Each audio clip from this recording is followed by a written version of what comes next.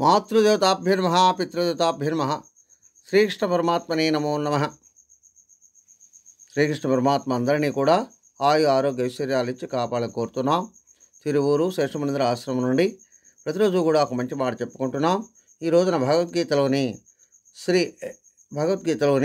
6వ అధ్యాయం నుండి 13, 14, 15 శ్లోకాల యొక్క భావాన్ని విశ్లేషణ ఇచ్చుకుందాం.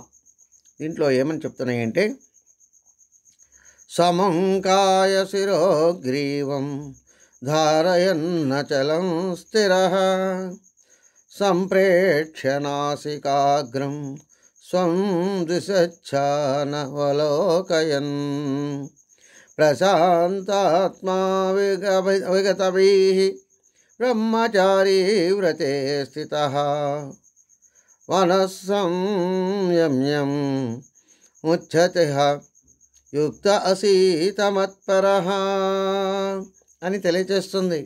అంటే ఇక్కడ సాధన చేసేటటువంటి సాధకుడు ఏ విధంగా ఉండాలో అర్జునుడికి శ్రీకృష్ణ పరమాత్మ ఈ విధంగా చెప్తున్నారు.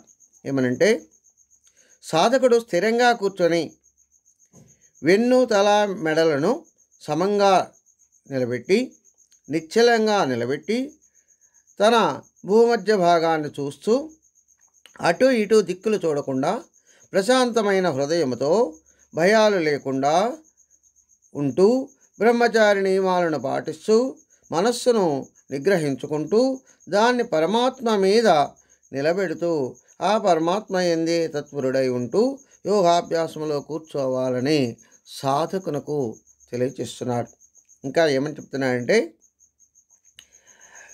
యుంజేన్నవం సదాత్మానం యోగి నియతమానసః శాంతిం నిర్వాణపరమాం మత్సంస్థామధిగచ్చతి అని తెలియజేస్తుంది.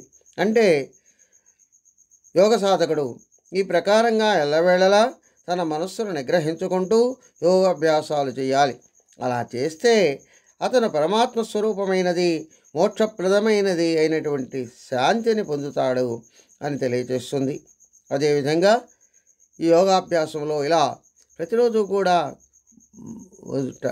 ఒకే టయానికి ఒకే సమయంలో ఆచరిస్తూ ఉండాలి, వదిలిపెట్టకుండా సాధన చేయాలి అని తెలియజేస్తుంది. స్వస్తి, సర్వే జనా సుఖినో భవంతు.